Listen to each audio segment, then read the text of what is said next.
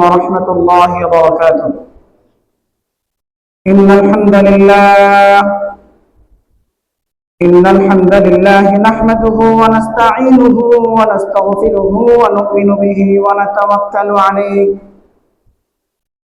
ونعوذ بالله من شرور أنفسنا ومن سيئات أعمالنا. من يهده الله فلا مضل له ومن يضلله فلا هادي له.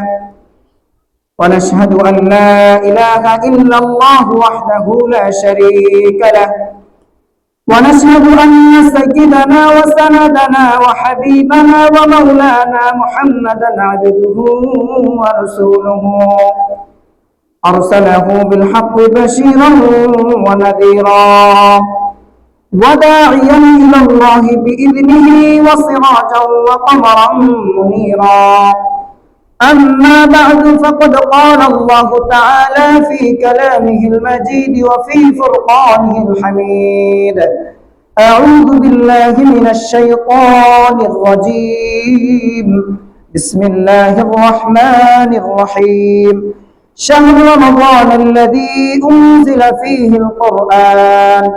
وقال رسول الله صلى الله عليه وسلم: يقال لصاحب القرآن: اقرأ وارتق ورتل كما كنت ترتل في الدنيا فإن منزلك عند آخر آية تقرأها، أو كما قال النبي عليه الصلاة والسلام. وقال رسول الله صلى الله عليه وسلم: من قرأ حرفا من كتاب الله فله به حسنة والحسنة بعشر أمثالها. لا أقول ألف لام ميم حرف، ولكن ألف حرف ولام حرف وميم حرف، أو كما قال النبي عليه الصلاة والسلام. وقال تعالى في شان حبيبه: ما كان محمد أبا أحد من رجالكم ولكن رسول الله وخاتم النبيين. يا أيها الذين آمنوا صلوا عليه وسلموا تسليما. درود شريف পড়ি। اللهم صل على محمد وعلى آل محمد كما صليت على إبراهيم وعلى آل إبراهيم إنك حميد مجيد. اللهم بارك على محمد وعلى آل محمد كما باركت على إبراهيم وعلى آل إبراهيم إنك حميد مجيد. আলহামদুলিল্লাহ, আল্লাহ পাক রব্বুল আলামিনের দরবারে অসংখ্য অগণিত শুকরিয়া জ্ঞাপন করি যে মহান রব্বে কারীম আমাদেরকে পবিত্র জুমার মাহে রমজানের দ্বিতীয় জুমায় আল্লাহ তাআলা আমাদেরকে মসজিদে আসার জন্য তৌফিক দিয়েছেন, কোরআন এবং হাদিসের আলোকে কিছু কথা বলা এবং শোনার জন্য কবুল করেছেন। শুকরিয়া জ্ঞাপন করি আলহামদুলিল্লাহ। সম্মানিত হাজিরিন, আমি আপনাদের সম্মুখে পবিত্র কালামুল্লাহ থেকে সূরা বাকারার 185 নম্বর আয়াত তেলাওয়াত করেছি। রাসূল করিম সাল্লাল্লাহু আলাইহি ওয়াসাল্লামের অসংখ্য অগণিত হাদিসের মধ্য থেকে দুটি ছোট ছোট হাদিসের অংশ পাঠ করেছি। ইনশাআল্লাহ উক্ত আয়াত এবং হাদিসের উপরে কিঞ্চিত আলোকপাত করার চেষ্টা করব। মা তাওফীক ইল্লা বিল্লাহ। সম্মানিত হাজিরিন, আজকে আমার আলোচ্য বিষয় হচ্ছে এই মাহে রমজানের পবিত্র কোরআনে কারীম এবং মাহে রমজান কেন মহিমান্বিত এবং সম্মানিত হলো এবং কোরআনে কারীম এই মাসে নাযিল হয়েছে এই বিষয়ে আপনাদের সম্মুখে আলোচনা করব। সম্মানিত হাজিরিন, আল্লাহ পাক রব্বুল আলামিন পবিত্র কোরআনে কারীমকে এই মাহে রমজান অবতীর্ণ করেছেন। এটা কোরআনের আয়াত দ্বারা স্পষ্ট প্রমাণিত। রাসূল করিম সাল্লাল্লাহু আলাইহি ওয়াসাল্লাম এই রমজান মাসে যে ব্যক্তি কোরআনে কারীম তেলাওয়াত করবে, পাঠ করবে, তাদের মর্যাদা সম্পর্কে এবং কোরআনে কারীমের কি পরিমাণ মর্যাদা, কোরআনে কারীম তেলাওয়াত করলে কি পরিমাণ আল্লাহ তাআলা তার আমলনামায় সওয়াব দান করবেন, এই বিষয়ে আল্লাহ রাসূল সাল্লাল্লাহু আলাইহি ওয়াসাল্লাম বিশদভাবে হাদিসের মধ্যে আলোচনা করেছেন। সম্মানিত হাজিরিন, আল্লাহ পাক রব্বুল আলামিন সূরাতুল বাকারার 185 নম্বর আয়াতের মধ্যে বলেন: قال الله تعالى في كلامه المجيد شهر رمضان الذي أنزل فيه القرآن. আল্লাহ পাক রব্বুল আলামিন বলেন, রমজান মাস হলো সেই মাস যে মাসে আল্লাহ তাআলা এই পবিত্র কোরআনে কারীমকে অবতীর্ণ করেছেন, নাযিল করেছেন। আল্লাহ পাক রব্বুল আলামিন এই পবিত্র কোরআনকে এই রমজান মাসে নাযিল করেছেন। এই রমজান মাসে আল্লাহ তাআলা পবিত্র কোরআনে কারীম নাযিল করার কারণে এই রমজান মাসও সম্মানিত হয়ে গেল। সকলে বলি সুবহানাল্লাহ। প্রিয় মা বন্ধুগণ আমার, এই কোরআনে কারীমের সাথে যার সম্পর্ক রয়েছে, যার গভীর সম্পর্ক রয়েছে, যার সাথে তাআল্লুক রয়েছে, যার সাথে সম্পর্ক রয়েছে, যে স্থানের সাথে সম্পর্ক রয়েছে, যে ব্যক্তির সাথে সম্পর্ক রয়েছে, প্রত্যেকেই এই কোরআনে কারীমের কারণে সম্মানিত হয়ে গেছে। সকলেই বলি সুবহানাল্লাহ। প্রিয় ভাই বন্ধুগণ আমার, আল্লাহ পাক রব্বুল আলামিন এই কোরআনকে এই রমজান মাসে অবতীর্ণ করার কারণে এই রমজান মাস সম্মানিত হয়ে গিয়েছে। আল্লাহ তাআলা হযরত আদম আলাইহিস সালাম থেকে আমাদের প্রিয় নবী হযরত মুহাম্মদ সাল্লাল্লাহু আলাইহি ওয়াসাল্লাম পর্যন্ত অসংখ্য অগণিত লক্ষাধিক পয়গম্বর প্রেরণ করেছেন। অনেক নবীর উপরে আল্লাহ তাআলা কিতাব নাযিল করেছেন, কিন্তু এই কোরআনে কারীম আমার প্রিয় নবী হযরত মুহাম্মদ সাল্লাল্লাহু আলাইহি ওয়াসাল্লামের উপরে এই কোরআনে কারীম অবতীর্ণ হওয়ার কারণে আল্লাহ তাআলা নবী করিম সাল্লাল্লাহু আলাইহি ওয়াসাল্লামকে সমস্ত নবীদের শ্রেষ্ঠ নবী হিসেবে প্রেরণ করেছেন। সকলে বলি সুবহানাল্লাহ। সমস্ত নবীদের মধ্যে সম্মানিত নবী হিসেবে দুনিয়ার মধ্যে পাঠাইছেন। এরপরে আল্লাহ তাআলা 12টা মাস আমাদের জন্য দিয়েছেন। আল্লাহ তাআলা এই 12 মাসের মধ্যে যেহেতু আল্লাহ তাআলা কোরআনে কারীমকে রমজান মাসে অবতীর্ণ করেছেন, এই রমজান মাসে কোরআনে কারীম অবতীর্ণ হওয়ার কারণে আল্লাহ তাআলা এই রমজান মাসকে সম্মানিত করে দিয়েছেন। সকলে বলি সুবহানাল্লাহ। যদি আমি আপনি যদি স্থানের সাথে এটাকে সম্পৃক্ত করি, রাসূল করিম সাল্লাল্লাহু আলাইহি ওয়াসাল্লাম বলেন আল্লাহ তাআলা এই পবিত্র কোরআনকে দুটি স্থানে অবতীর্ণ করেছেন। এক নম্বর হলো মদিনাতুল মুনাওয়ারা, এক নম্বর হলো মক্কাতুল মুকাররমা, দুই নম্বর হলো মদিনাতুল মুনাওয়ারা। আল্লাহ তাআলা আসমান থেকে আল্লাহ তাআলা এই জমিনের মধ্যে হযরত জিবরাইল আমিনের দ্বারা রাসূল করিম সাল্লাল্লাহু আলাইহি ওয়াসাল্লামের উপরে পবিত্র কোরআনে কারীমকে অবতীর্ণ করেছেন, নাযিল করেছেন। এই জিবরাইল আমিন হযরত জিবরাইল আলাইহিস সালাম সমস্ত ফেরেশতাদের মধ্যে সম্মানিত হয়ে গিয়েছেন। সকলে বলি সুবহানাল্লাহ। এরপরে রাসূল সাল্লাল্লাহু আলাইহি ওয়াসাল্লাম আরো বলেন এই কোরআনে কারীম যেহেতু মদিনাতুল মুনাওয়ারা এবং মক্কাতুল মুকাররমার মধ্যে আল্লাহ তাআলা অবতীর্ণ করেছেন, এই জন্য আল্লাহ তাআলা পৃথিবীর সর্বশ্রেষ্ঠ মক্কাতুল মুকাররমা এবং মদিনাতুল মুনাওয়ারা হিসেবে প্রেরণ সম্মানিত করেছেন। সকলে বলি সুবহানাল্লাহ। মক্কাতুল মুকাররমা শব্দের অর্থ সম্মানিত শহর এবং সম্মানিত একটা জায়গা।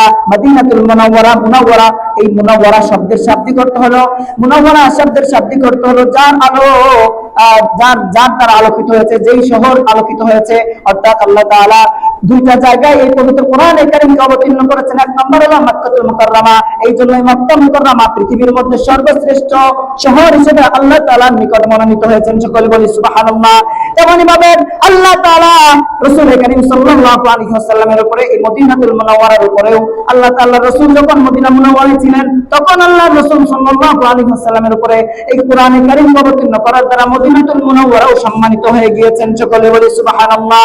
ঠিক তেমনি ভাবে যে ব্যক্তি কোরআনের সাথে সম্পর্ক রাখবে, যে কোরআনকে ভালোবাসবে, কোরআনের সাথে তাআল্লুক রাখবে, কোরআনকে তেলাওয়াত করবে, আল্লাহ তাআলা এই ব্যক্তিকেও সম্মানিত করেছেন। কিয়ামতের ময়দানে আল্লাহ তাআলা কোরআনে কারীমের হাফেজদেরকে বলা হবে ইকালু লিসাহিবিল কুরআনি ইকরা ওয়ারাতিল কামা কুনতা তুরাতিল ফিদ দুনিয়া ফাইন্না মানজিলাকা ইনদা আখিরি আয়াতিন তাকরাউহা। সকলে বলি সুবহানাল্লাহ। আল্লাহর হাবিব সাল্লাল্লাহু আলাইহি ওয়াসাল্লাম হাদিসের মধ্যে বলেন এই কোরআনে কারীমকে যারা হিফজ করেছে আল্লাহ তাআলা তাদের সম্মানকে এত বেশি মর্যাদাবান করে দিবেন। আল্লাহ তাআলা কিয়ামতের ময়দানে এই কোরআনে হাফেজদেরকে বলবেন ইকালু লিসাহিবিল কুরআন, হে হাফেজ, হে কোরআনে হাফেজরা, তোমরা কোরআনে কারীমকে তেলাওয়াত করো যেভাবে তোমরা দুনিয়ার মধ্যে সুস্পষ্টভাবে তারতিলে সেই কোরআনে কারীম তেলাওয়াত করতে, এবং যে স্থানে তোমাদের তেলাওয়াত শেষ হবে সেই স্থান পর্যন্ত তোমরা আস্তে আস্তে প্রত্যেকটা আয়াতের বিনিময়ে একটা একটা তালা পর্যন্ত উঠতে উঠতে যেখানে পর্যন্ত তোমরা এই কোরআনে কারীমের তেলাওয়াত শেষ করবে সেই পর্যন্ত তোমরা পৌঁছে যাবে। সকলে বলি সুবহানাল্লাহ। সম্মানিত ভাই বন্ধুগণ আমার, এই জন্য কোরআনকে ভালোবাসতে হবে। কথা বলেন ঠিক কিনা? এই কোরআনকে ভালোবাসতে হবে, কোরআনকে তাজিম করতে হবে। আল্লাহর হাবিব সাল্লাল্লাহু আলাইহি ওয়াসাল্লাম হাদিসের মধ্যে আরো বলেন এই কোরআনের হাফেজ কিয়ামতের ময়দানে যারা জাহান্নাম ওয়াজিব হয়েছে এমন ব্যক্তি 10 জনকে সুপারিশ করে জান্নাতের মধ্যে নিয়ে যেতে পারবে। সকলে বলি সুবহানাল্লাহ। এই জন্য সম্মানিত কোরআনে কারীম হচ্ছে একটা সম্মানিত কিতাব। এই কিতাবের সাথে যারা সম্পর্ক রেখেছে, যারা এই কোরআনকে ভালোবেসেছে, আল্লাহ তাআলা দুনিয়া এবং পরকালে উভয় জগতে তাদেরকে কি করবেন? সম্মানিত করবেন। কথা বলেন ঠিক কিনা? আজকে দেখেন একজন কোরআনের হাফেজ, তাকে আমি আপনি সম্মান করি কি করি না বলেন? করি, সম্মান করি আমি আপনি। কেন করি বলেন? কোরআনের কারণে না? এই কোরআন হচ্ছে পৃথিবীর সর্বশ্রেষ্ঠ একটা কিতাব, আল্লাহ তাআলার প্রেরিত একটা কিতাব। এই জন্য আমাকে আপনারা কেন ভালোবাসেন? কোরআনের কারণে ভালোবাসেন। আল্লাহ রাসূল সাল্লাল্লাহু আলাইহি ওয়াসাল্লাম পৃথিবীর মধ্যে শ্রেষ্ঠ নবী হিসেবে কেন এসেছেন? তার উপরে আল্লাহ তাআলা পবিত্র কোরআনকে অবতীর্ণ করেছেন। হযরত জিবরাইল আলাইহিস সালাম সমস্ত ফেরেশতাদের মধ্যে সর্বশ্রেষ্ঠ ফেরেশতা হিসেবে মনোনীত কেন হয়েছেন? তিনি কোরআনে কারীমকে রাসূলের উপর অবতীর্ণ করার মাধ্যম হয়েছেন। কথা বলেন ঠিক কিনা? এবং মক্কা মুকাররমা মদিনাতুল মুনাওয়ারা কেন সম্মানিত শহর হিসেবে আল্লাহর কাছে মনোনীত হয়েছেন? এই মক্কা মুকাররমা আল্লাহ তাআলা পবিত্র কোরআনে কারীমকে অবতীর্ণ করেছেন, মদিনাতুল মুনাওয়ারায় আল্লাহ তাআলা পবিত্র কোরআনে কারীমকে অবতীর্ণ করেছেন। এই জন্য দুইটা শহর পৃথিবীর মধ্যে শ্রেষ্ঠ শহর হিসেবে আল্লাহ তাআলার কাছে পরিণত হয়েছে। সকলে বলি সুবহানাল্লাহ। প্রিয় ভাই বন্ধুগণ আমার, আমাদের সমাজে কিছু মানুষ বলে কোরআনে কারীম যদি তেলাওয়াত করে বুঝে না করে অথবা বুঝে করে তার মধ্যে কোনো সওয়াব নাই। এই কথাটা ভুল। আল্লাহর হাবিব সাল্লাল্লাহু আলাইহি ওয়াসাল্লাম হাদিসের মধ্যে বলেন, যে ব্যক্তি কোরআনে কারীম বুঝে তেলাওয়াত করুক অথবা বুঝে না বুঝে তেলাওয়াত করুক, তার আমলনামায় সওয়াব চলে যাবে। তবে একটা শর্ত হলো তার কোরআনে কারীম শুদ্ধ হতে হবে। কথা বলেন ঠিক কিনা? যে ব্যক্তি পবিত্র কোরআনে কারীমের একটি আয়াত তেলাওয়াত, একটি হরফ তেলাওয়াত করবে, আল্লাহর হাবিব সাল্লাল্লাহু আলাইহি ওয়াসাল্লাম বলেন একটি আয়াতের বিনিময়ে সে একটা নেকি থেকে 10 নেকি, 1 নেকি থেকে 10 নেকি পর্যন্ত তার বৃদ্ধি করা হবে। আর যেহেতু এই পবিত্র কোরআন রমজান মাসে অবতীর্ণ হয়েছে, এই রমজান রসিলা করে আল্লাহর হাবিব সাল্লাল্লাহু আলাইহি ওয়াসাল্লাম হাদিসের মধ্যে বলেন, যে ব্যক্তি রমজানে কোরআনে কারীম তেলাওয়াত করবে আল্লাহ তাআলা তার নেকিকে 10 গুণ থেকে 700 গুণ পর্যন্ত বৃদ্ধি করে দিবেন। সকলে বলি সুবহানাল্লাহ। এর জন্য প্রিয় ভাই বন্ধুগণ আমার, যে ব্যক্তি কোরআনে কারীম তেলাওয়াত করবে আল্লাহ তাআলা বলেন তার একটা হরফের বিনিময়ে আল্লাহ তাআলা তাকে 10টা নেকি দিবেন। এবং এই রমজান মাসে যদি কোনো ব্যক্তি কোরআনে কারীমকে তেলাওয়াত করে আল্লাহ রাসূল বলেন এই যে 10 নেকি থেকে 700 নেকি পর্যন্ত বৃদ্ধি করে দিবেন। সকলে বলি সুবহানাল্লাহ। এই জন্য কোরআনে কারীম তেলাওয়াত আমাদের করা আবশ্যক। ও মুসলমান ইমানদার আল্লাহর গোলাম, যে ব্যক্তি এই কোরআনে কারীমকে অশুদ্ধভাবে তেলাওয়াত করবে, এই কোরআনে কারীম তার জন্য লানত দিতে থাকে, এই কোরআনে কারীম তার জন্য বদদুয়া দেয়। এই জন্য আমাদের কোরআনে কারীম শুদ্ধ করে পড়তে হবে। আল্লাহর হাবিব বলেন, যে ব্যক্তি কোরআনে কারীমকে তার তিলের সাথে আদায় করবে, তার তিলের সাথে কি করবে? পাঠ করবে, আল্লাহ তাআলা বলেন তার আমলনামায় 10 গুণ থেকে 700 গুণ পর্যন্ত তার নেকি আমলনামায় লিখে দেওয়া হবে। যেহেতু এই কোরআনে কারীম রমজান মাসে অবতীর্ণ হয়েছে, এই রমজান ওসিলা করে তার আমলকে আরো দ্বিগুণ করে বৃদ্ধি করে দেওয়া হবে। সকলে বলি সুবহানাল্লাহ। প্রিয় ভাই বন্ধুগণ আমার, এই কোরআনে কারীমকে আমাদের শিখতে হবে। আমরা যদি এই কোরআনে কারীমকে সহিষ্ণুভাবে তেলাওয়াত করতে না পারি, আল্লাহর হাবিব বলেন তার নামাজ হয় না। কথা বলেন ঠিক কিনা? আমি যদি কোরআনে কারীমকে সহিষ্ণুভাবে তেলাওয়াত করতে না পারি, তাহলে আমার আপনার কিন্তু নামাজ হবে না। আমার আপনার এই যে অশুদ্ধভাবে তেলাওয়াত করার কারণে আমার আপনার নামাজের মধ্যে কি হবে বলেন? অর্থ বিকৃতি হবে এবং নামাজ যেখানে সওয়াব হবে সেখানে গুনাহ হয়ে যাবে। কথা বলেন ঠিক কিনা? প্রিয় ভাই বন্ধুগণ আমার, এই জন্য কোরআনে কারীমকে শুদ্ধভাবে তেলাওয়াত করা শিখতে হবে। আল্লাহ রাসূল সাল্লাল্লাহু আলাইহি ওয়াসাল্লামকে আল্লাহ তাআলা সম্বোধন করে বলেন, ইন্না আনজালনাহু ফি লাইলাতুল কদর, আমি এই পবিত্র কোরআনকে লাইলাতুল কদরে অবতীর্ণ করেছি। আর এই লাইলাতুল কদর এমন একটা রাত আল্লাহর নিকটে 1000 মাসের থেকে উত্তম একটা রাত আল্লাহ তাআলা এই রমজান মাসে দিয়ে রেখেছেন। কথা বলেন ঠিক কিনা? যে ব্যক্তি, আল্লাহ রাসূল বলেন, যে ব্যক্তি মান কামা লাইলাতুল কদর ঈমানান ওয়া ইহতিসাবান গুফিরা লাহু মা তাকদ্দামা মিন যামবি, আল্লাহর হাবিব বলেন যে ব্যক্তি ঈমান এবং ইহতিসাবের সাথে, যে ঈমান এবং ইহতিসাব এবং দৃঢ়তার সাথে এই লাইলাতুল কদরে দাঁড়িয়ে আল্লাহ তাআলার ইবাদত বندী করবে, আল্লাহ তাআলা বলে, আল্লাহ রাসূল বলেন যে ব্যক্তি 1000 গুণ 1000 বছর ইবাদত, 1000 বছর রাত ইবাদত করার থেকে এই এক রাতে ইবাদত করলে যে সওয়াব হয়, 1000 বছর ইবাদত করলে যে সওয়াব হয়, এই এক রাতে ইবাদত করলে তার থেকে বেশি সওয়াব তার আমলনামায় লিখে দেন। সকলে বলি সুবহানাল্লাহ। এই জন্য প্রিয় ভাই বন্ধুগণ আমার, এই রমজান মাসে আমাদের কোরআনে কারীমকে তেলাওয়াত করতে হবে।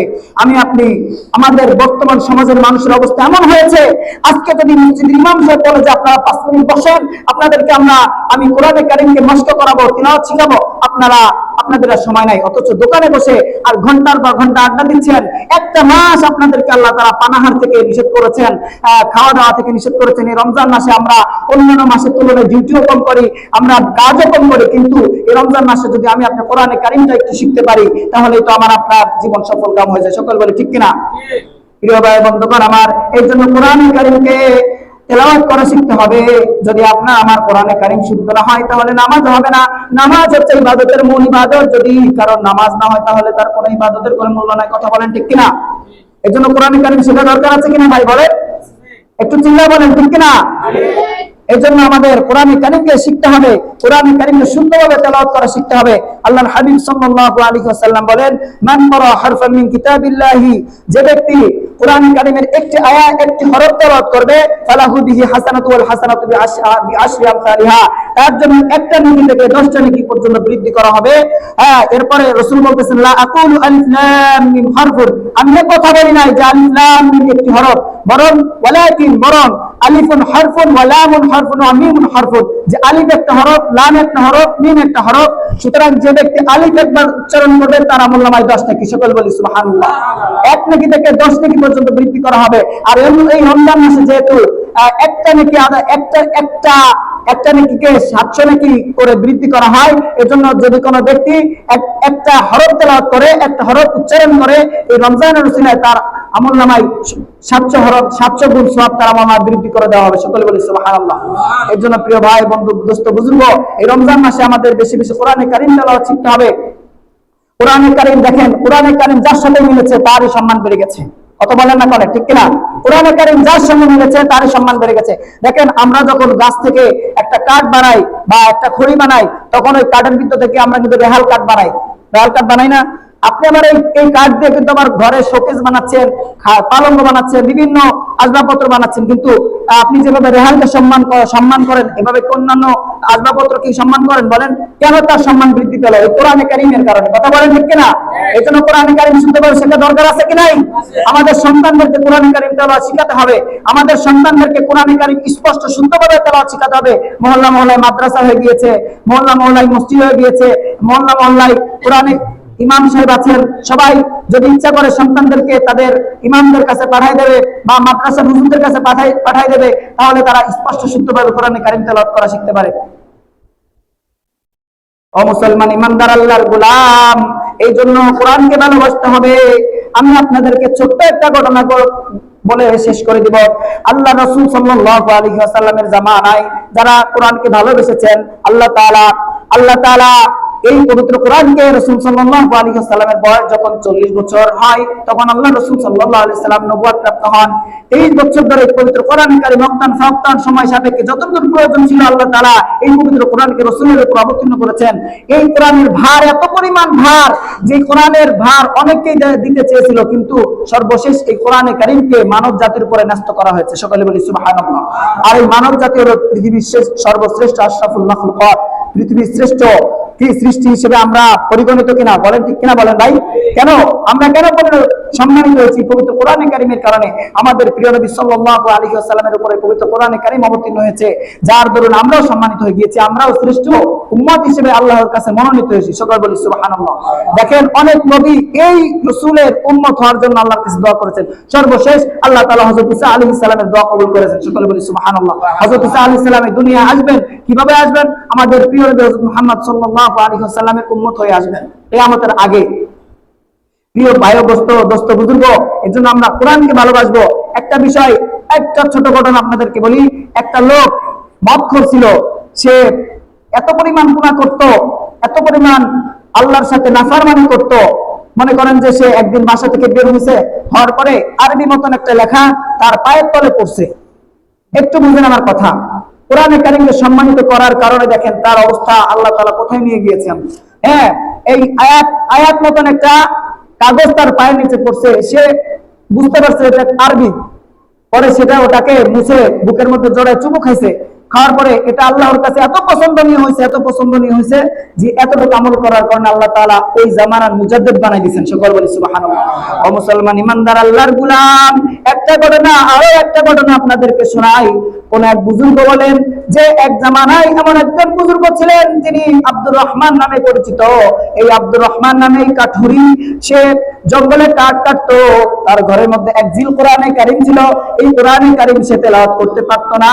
সে প্রতিদিন যখন ঘরে আসার পরে এই কোরআনে কারীমকে বের করে এভাবে মুছতো এবং চোখের পানি ঝরঝর করে আল্লাহর কাছে কাঁদতো, আল্লাহ আপনার এই কালাম আমি পড়তে পারি না, আমার আফসোস লাগে, আল্লাহ আপনি আমাকে এই কালাম পড়ার তৌফিক দান করেন। এভাবে সে কোরআনে কারীমের আয়াতের উপর হাত বুলাইতো আর কান্না, চোখের পানি ছেড়ে আল্লাহর কাছে কান্না করতো। এই ব্যক্তি একদিন ইন্তেকাল করেছেন।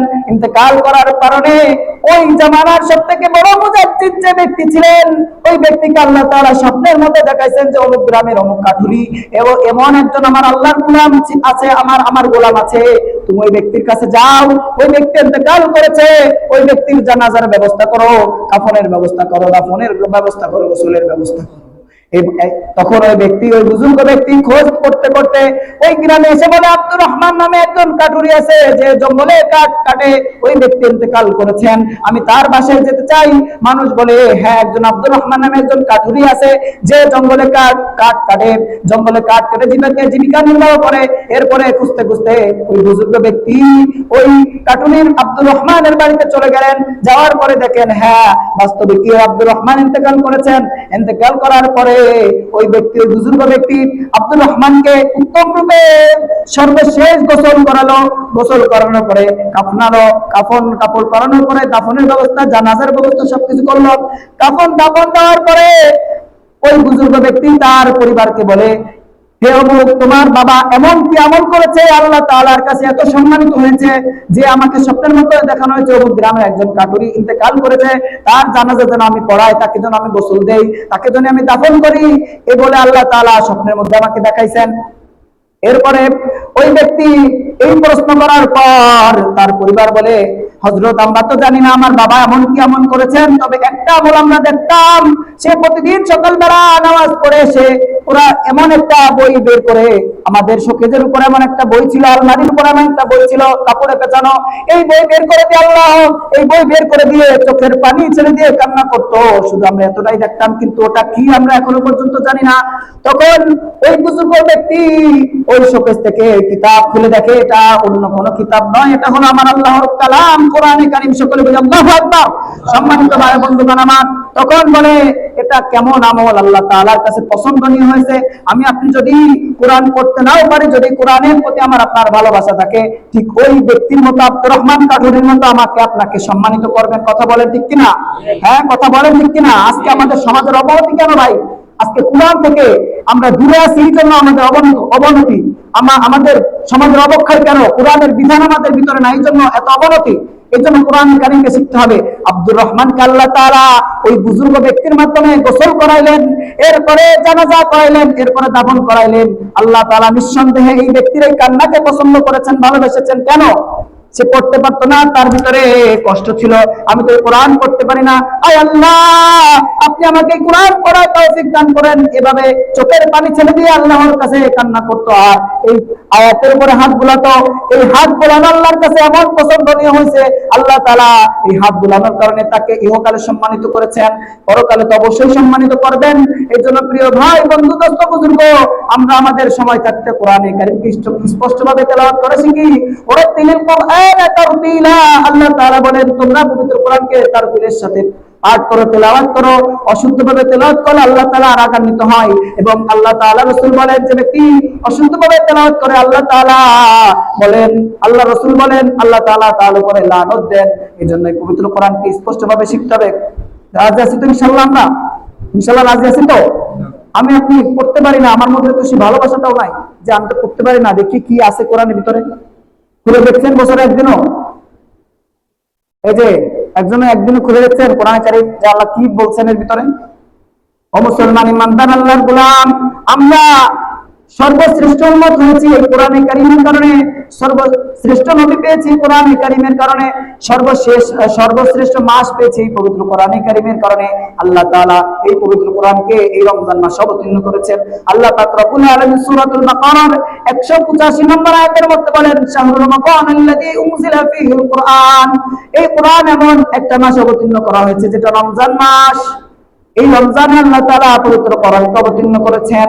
এই জন্য আল্লাহ তাআলা এই কোরআনের বদৌলতে আল্লাহ তাআলা এই মাসকেও সম্মানিত করে দিয়েছেন। আমরা যদি এই কোরআনকে ভালোবাসি, আমরা যদি কোরআনকে তেলাওয়াত করার চেষ্টা করি, হয়তোবা আমি আপনি ইন্তেকালের পরে এই আমলটা আল্লাহর কাছে এত পছন্দনীয় হবে, এত পছন্দনীয় হবে, আল্লাহ তাআলা এই ভালোবাসার কারণে কিয়ামতের দিন মাফ করে দিবেন। ও মুসলমান ইমানদার আল্লাহর গোলাম, আমরা প্রতিনিয়ত আল্লাহ তাআলার কত নিয়ামত ভোগ করতেছি। দেখেন, আল্লাহ তাআলা আমাদেরকে প্রতিনিয়ত কত নিয়ামত দান করেছেন। আজকে আল্লাহ তাআলা আমাকে আপনাকে দুইটা হাত দান করেছেন, আমাকে আপনাকে দুইটা চক্ষু দান করেছেন, আমাকে আপনাকে দুইটা পা দান করেছেন, আমাকে আপনাকে আমাকে আপনাকে আল্লাহ তাআলা এত সুন্দর একটা চেহারা দান করেছেন, এমন একটা সুন্দর মুখ দান করেছেন। আপনি একজন অন্ধ ব্যক্তি যার দুটো চোখ নাই, তার কাছে যে জিজ্ঞেস করেন ভাই তোমার কাছে কেমন লাগে? ও মুসলমান ইমানদার আল্লাহর গোলাম, এক অন্ধকে প্রশ্ন করা হলো এখন যদি তোমাকে আল্লাহ তাআলা চক্ষু ফিরিয়ে দেয় তুমি কোন জিনিস দেখবা? তখন বলে আমি কিচ্ছু দেখবো না, পৃথিবীর কোনো কিছুই দেখবো না, আমি আল্লাহর কালামের মধ্যে আল্লাহ তাআলা কি বলেছেন এটা একটু পড়ে দেখতাম। আফসোস লাগে আজকে আমাকে আপনাকে আল্লাহ তাআলা সুন্দর দুটি চক্ষু দান করেছেন, এত সুন্দর দৃষ্টিশক্তি দান করেছেন, এত সত্ত্বেও আমি আপনি কোরআনে কারীমকে ভালোবাসি না। আমার আপনার উপরে তো লানত আসবেই, কারণ এত নিয়ামত দেওয়ার পরেও আমরা নিয়ামতের শুকরিয়া জ্ঞাপন করি না। এরপরে আপনি যদি একজন পঙ্গু ব্যক্তির কাছে যান, তার কাছে যে জিজ্ঞেস করেন ভাই তোমার কাছে কেমন লাগে?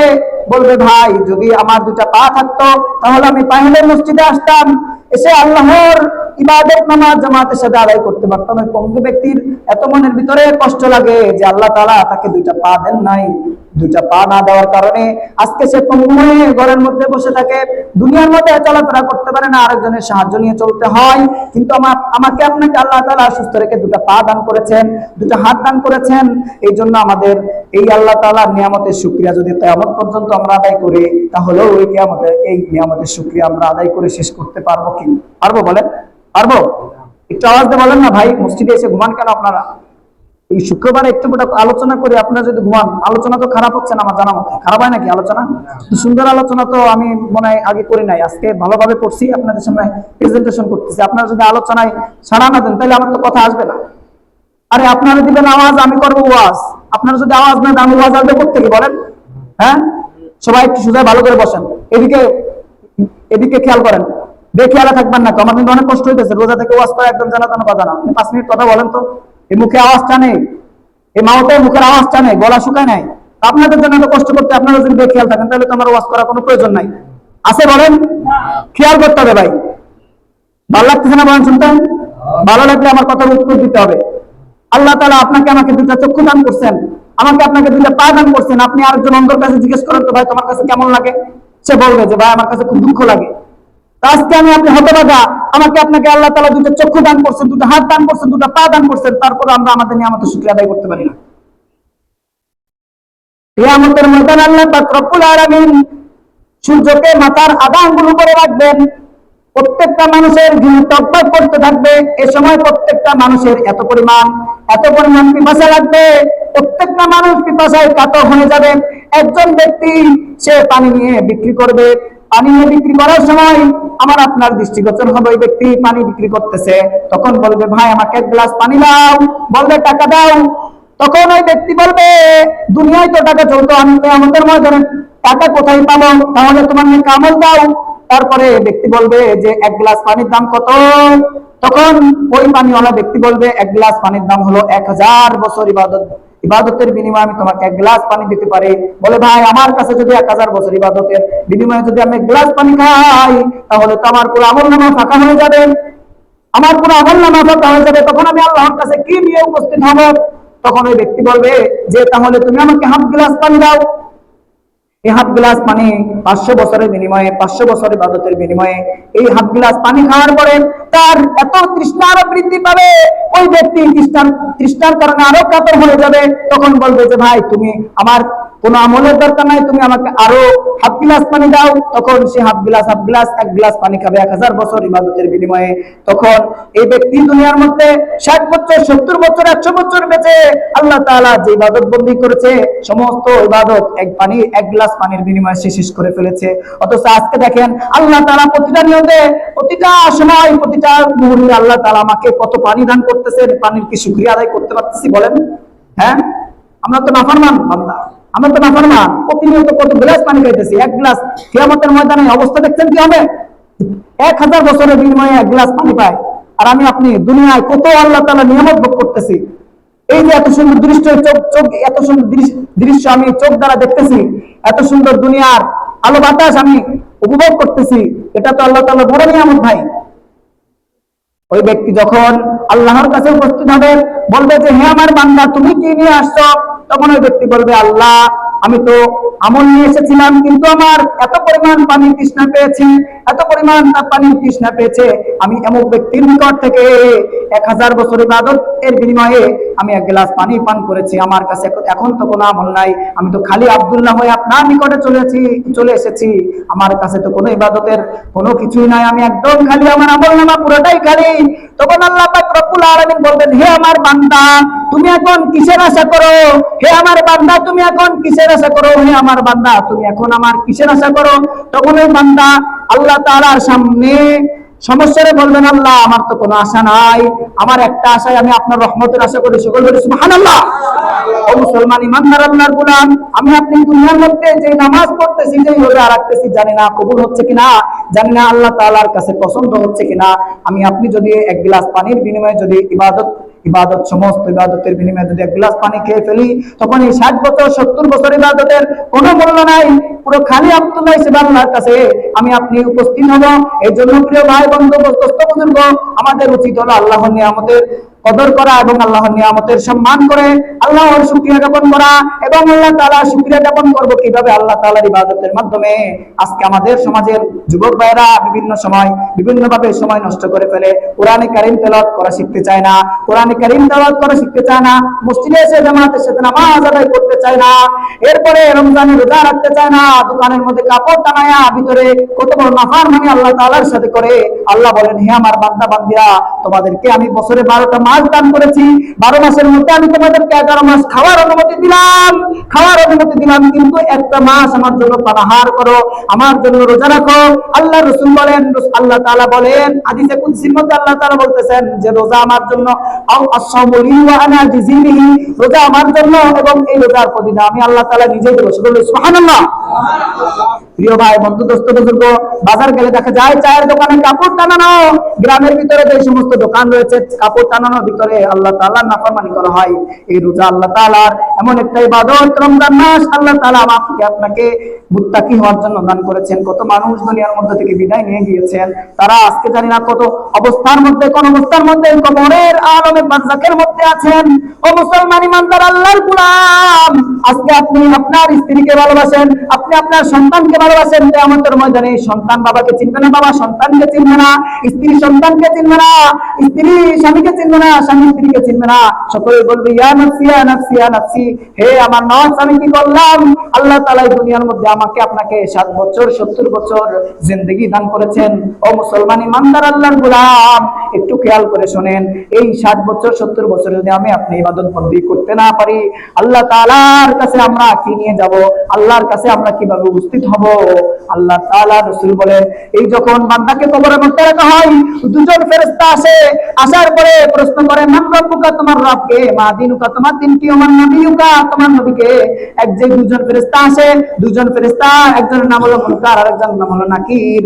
এই দুজন ফেরেশতা কবরের মধ্যে যাওয়ার পরে আল্লাহ তাআলা এই দুজন ফেরেশতাকে আসমান থেকে পাঠাবেন। পাঠানোর পরে তারা কবরের মধ্যে যে মাইয়াতকে উঠাবেন, উঠানোর পরে এভাবে প্রশ্ন করতে থাকবেন, বলে মান রব্বুকা, তোমার রব কে? মা দিনুকা, তোমার দিন কি? ওমান নবিয়ুকা, তোমার নবী কে? অথবা রাসূল সাল্লাল্লাহু আলাইহি ওয়াসাল্লামের চেহারার আকৃতি দেখিয়ে বলা হবে ওমান নবিয়ুকা, তোমার নবীকে, অথবা বলা হবে মান হাযার রাজুল আল্লাযী বুইসা ফীকুম, এমন তোমাদের নবীকে, অথবা বলবে এই ব্যক্তিকে যাকে তোমাদের মাঝে প্রেরণ করা হয়েছিল। আজকে যদি আমি আপনি দুনিয়ার মধ্যে আল্লাহ তাআলার ইবাদত বندگی করি, তাহলে ওই কবরের মধ্যে কঠিন জায়গা, 3.5 হাত মাটির মধ্যে দুই পাশে 1 হাত ফাঁকা থাকবে। এই 1 হাত ফাঁকার ভিতরে যখন আমি আপনি আল্লাহর পক্ষ থেকে এই 3টি প্রশ্নের উত্তর দিতে পারবো, আল্লাহ রাসূল বলেন কিয়ামত পর্যন্ত ওই ব্যক্তির কবরকে জান্নাতের বাগিচা বানাই দিবেন। সুবহানাল্লাহ। ও মুসলমান ইমানদার পক্ষান্তরে যখন ওই ব্যক্তি বলবেন রব্বিয়া আল্লাহ, আমার রব হলো আল্লাহ, এরপরে বলবে যে দিন ইসলাম, আমার ইসলাম ধর্ম হলো ইসলাম, এরপরে রাসূলকে দেখে বলা হবে, এই ব্যক্তিকে বলবে নাবিয়ুনা সাইয়্যিদুনা হযরত মুহাম্মদ মুস্তাফা সাল্লাল্লাহু আলাইহি ওয়াসাল্লাম, এই ফেরেশতাগুলো এই ব্যক্তির প্রশ্নগুলোর উত্তর আল্লাহকে বলবে, আল্লাহ আপনার বান্দা সত্য বলেছেন। তখন আল্লাহ তাআলা বলবেন, আমার বান্দার কবরকে জান্নাতের বিছানা বিছায় দাও, আমার বান্দার জন্য জান্নাতের বিছানা বিছায় দাও, কবরকে জান্নাত বানায় দাও, আমার বান্দার কবরকে প্রশস্ত করে দাও, আমার বান্দার কবরকে জান্নাতের সাথে সম্পৃক্ত করে দাও, এবং কিয়ামত পর্যন্ত আমার বান্দার কবরের মধ্যে সমস্ত জান্নাতের নাজ নিয়ামত চালু করে দাও। ওই ব্যক্তি দুনিয়ার মধ্যে যেভাবে ঘুমায় থাকে, ওই কবরের মধ্যে ওই ব্যক্তি কিয়ামত পর্যন্ত যেভাবে ঘুমায় থাকবে, তার কবরে কোনো ধরনের আযাব হবে না। সকলে বলি সুবহানাল্লাহ। ও মুসলমান ইমানদার আল্লাহর গোলাম, আপনাদেরকে আরো একটা কথা বলি, সেটা হলো যে এই প্রশ্নের উত্তর আগে ফাঁস হয়, মনে করবেন এই প্রশ্ন কঠিন হয়। এই যে আমরা যে জানি যে আমাদের কবরে 3টা প্রশ্ন করা হবে, বলেন সবাই জানি না? এর উত্তরও জানি, প্রশ্নও জানি।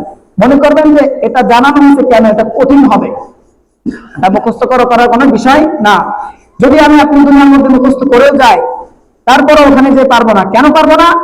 আমি যদি আমল করি তাহলে অটোমেটিকলি আমার চোখ ফেটে, মুখ ফেটে, হাত ফেটে, বুক ফেটে অটোমেটিকলি আওয়াজ বের হবে, রব্বি আল্লাহ, আমার রব হল আল্লাহ, দ্বীন আল ইসলাম, আমার দ্বীন হল ইসলাম। বলবে এই ব্যক্তিকে, বলবে সাইয়্যিদুনা হযরত মুহাম্মদ, নবিয়ুনা হযরত মুহাম্মদ মুস্তাফা সাল্লাল্লাহু আলাইহি ওয়াসাল্লাম। সকলে বলি সুবহানাল্লাহ। পক্ষান্তরে যে ব্যক্তি এই 3টি প্রশ্নের উত্তর করা হবে, যে ব্যক্তি বদকার থাকবে, দুনিয়ার মধ্যে আল্লাহ তাআলার নাফরমানি করেছে, এই ব্যক্তিকে আল্লাহ তাআলা যখন এই 3টি প্রশ্ন করবেন ফেরেশতাদের মাধ্যমে, তখন ওই ব্যক্তি বলবে হা হা লা আদরি, হায় আফসোস আমি কিছুই জানি না, আমি কিছুই জানি না। তখন আল্লাহ তাআলাকে ফেরেশতাগুলো বলবেন, আল্লাহ তাআলাকে বলবেন, হে আল্লাহ, আপনার বান্দা তো মিথ্যা বলেছে, আপনার বান্দা তো প্রশ্নের উত্তর পারে নাই। তখন আল্লাহ তাআলা বলবেন, আমার বান্দার জন্য কবরকে জাহান্নামের টুকরা বানায় দাও। সকলে বলি নাউযুবিল্লাহ। আমার বান্দার জন্য এই কবরের মধ্যে জাহান্নামের দরজাসমূহ খুলে দাও, এবং জাহান্নামের সমস্ত আযাব এই কবরের মধ্যে আল্লাহ তাআলা চালু করে দেন। হাদিসের মধ্যে আসছে, কবরের মধ্যে আল্লাহ তাআলা এমন একটা সাপ পাঠাইবেন, এই সাপ যখন দুনিয়ার মধ্যে ফুস করবে, এই ফুস আওয়াজের কারণে দুনিয়ার মধ্যে যত তৃণলতা আছে, আল্লাহ রাসূল বলেন এই তৃণলতা সব মরে ছাই হয়ে যাবে। 100-200 বছর পর্যন্ত এই তৃণলতা আর গজাবে না। আল্লাহ তাআলা এরকম সাপ তার কবরের মধ্যে পাঠাইবেন, এবং এই সাপ দংশন করতে থাকবে। একবার দংশন করার পরে 70 হাত মাটির নিচে চলে যাবে। আবার জাহান্নামের ফেরেশতাগুলো তার ওই তাকে হাত দ্বারা উঠাবে। এরপরে 2টা অন্ধ চোখ বাঁধা 2টা ফেরেশতাকে পাঠানো হবে, তারা লোহার হাতুড়িতে তাকে কি করবে, আঘাত করতে থাকবে। এভাবে কিয়ামত পর্যন্ত আর কবরের মধ্যে আযাব হতে থাকবে। মুসলমান ইমানদার আল্লাহর গোলাম, আপনি যদি এখন কবরে আযাব ভোগ করতে পারেন, আপনি যদি এখন কবরে আযাব সহ্য করতে পারেন, তাহলে আপনি নামাজ পড়েন না, আমার আপনার কোনো আফসোস নাই। আপনি রোজা রাখেন না, আমার আপনার কোনো আফসোস নাই। আপনি রমজান মাসে দোকানের মধ্যে বসে বসে খান, আমার কোনো আফসোস নাই। কিন্তু কিয়ামতের ময়দানে আল্লাহ তাআলা আপনাকে এইভাবে তো কবরের মধ্যে আযাব দিতে থাকবে, কিয়ামতের ময়দানে আল্লাহ তাআলা সর্বশেষ জাহান্নামে চিরস্থায়ী বাসিন্দা বানাই দিবে। কিন্তু আপনি যদি আমাদের ভয়ে, আল্লাহর কবরের ভয়ে যদি আপনি আল্লাহ তাআলার ইবাদত বন্দেগী করি, রমজান মাসে রোজা রাখি, আল্লাহ তাআলা আমার আপনাকে কিয়ামতের ময়দানে এই সমস্ত বিনিময়ে আল্লাহ তাআলা জান্নাত দান করবেন। এমন জান্নাত দান করবেন, এই 10টা পৃথিবী মিলে যে একটা জায়গা হয়, এরকম একটা জান্নাত আমার আপনার জন্য বরাদ্দ আছে। সকলে বলি সুবহানাল্লাহ। ও মুসলমান ইমানদার আল্লাহর গোলাম, একটু চোখের পানি ছেড়ে দিয়ে আল্লাহর কাছে চান, ও আল্লাহ, আমি ভুল করেছি, আমাকে ক্ষমা করে দাও, আমি অনেক অন্যায় করেছি, আমাকে মাফ করে দাও। আল্লাহ তাআলা যদি কোনো বান্দি 80 বছর গুনাহ টাটকা কাফের যদি আল্লাহর কাছে তওবা করে ফিরে আসে, আল্লাহ তাআলা ওই টাটকা কাফেরকেও মাফ করে নিষ্পাপ বানাই দিতে পারেন। কথা বলেন ঠিক কিনা? রাজি আছেন তো ইনশাআল্লাহ? সমস্ত আমল করবো তো ইনশাআল্লাহ? কবরে আযাব আনেন ভাই, অন্তরের ভিতরে কবরে আযাবের ভয় আনেন। আল্লাহর হাবিব সাল্লাল্লাহু আলাইহি ওয়াসাল্লাম বলেন, আল কবরু ইম্মা রাওদাতুম মিন রিয়াদিল জান্নাহ আও হুফরাতুম মিন হুফারিন নার। আল্লাহর হাবিব বলেন, এই কবর কারোর জন্য জান্নাতের বাগান সমূহের মধ্যে থেকে একটা বাগান হবে, অথবা জাহান্নামের যে গর্তগুলো আছে এই গর্ত সমূহের মধ্যে থেকে একটা গর্ত হবে। ও মুসলমান ইমানদার আল্লাহর গোলাম, আল্লাহর কবরে আযাবের ভয় করেন। দুনিয়ার মধ্যে একটা গুনাহ করার আগে, ও যুবক, তুমি মোবাইলের মধ্যে বিভিন্ন খারাপ ভিডিও দেখো, ও যুবক, তুমি মোবাইলের মধ্যে রাত 12টা-1টা পর্যন্ত গেম খেলো, এইগুলো তো আল্লাহ তাআলা বরদাস্ত করবে না। তুমি 1টা-2টা পর্যন্ত রাত জেগে এই মোবাইল চালানোর পরে শয়তান তোমাকে এমন ঘুম পাড়ায়, সকাল 10টার আগে তুমি আর ঘুম থেকে উঠতে পারো না। এই জন্য যুবক ভাই, তোমাদেরকে বলি, তোমরা এখন তওবা করে ফিরে আসো। আজকে যুব সমাজে মোবাইলের কারণে ধ্বংস হয়ে গিয়েছে। এই মোবাইল আপনাকে ধ্বংস করে দিচ্ছে। এই জন্য মোবাইল ডিভাইস থেকে দূরে থাকতে হবে। ও মুসলমান যুবক ভাইরা, আপনাদেরকে একটা কথা বলি, এই ফ্রি ফায়ার, পাবজি না খেলে আপনি আল্লাহ তাআলার ইবাদত বندگিতে কাটান, যখন আপনার আল্লাহর সিজদায় আল্লাহর কুদরতি পায়ে সিজদা দেওয়ার কথা, তখন আপনি রাত 1টা 2টা যখন তাহাজ্জুদের সময় হয় তখন গেম খেলতে খেলতে ক্লান্ত হয়ে ঘুমিয়ে যান। ও মুসলমান ভাই ও বন্ধুগণ আমার, আপনাদের সন্তানদেরকে আপনারা ডিভাইস থেকে দূরে রাখবেন।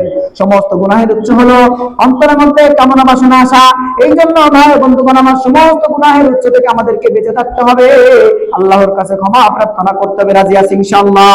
হাত তুলে আল্লাহ তাআলাকে, আমার মুমিন বান্দা বান্দি আল্লাহর বান্দা বান্দি দেখান, আল্লাহকে দেখান, আল্লাহকে দেখান। আল্লাহ, এই মসজিদুল মাহমুদার কান্দির এই মসজিদের মুসল্লিরা আপনাকে সন্তুষ্টি করার জন্য আজকে থেকে তওবা করেছে, 5 ওয়াক্ত নামাজ আদায় করবে জামাতের সাথে, আল্লাহ রমজানের রোজা রাখবে, কোরআনে কারীম তেলাওয়াত করবে। আল্লাহ আপনি সকলকে কবুল করে, সকলে আমিন। একটু জোরে চিল্লায়ে বলে আমিন। আল্লাহ তাআলা আমাদের সকলকে আমল করার তৌফিক দান করুন, সকলে আমিন।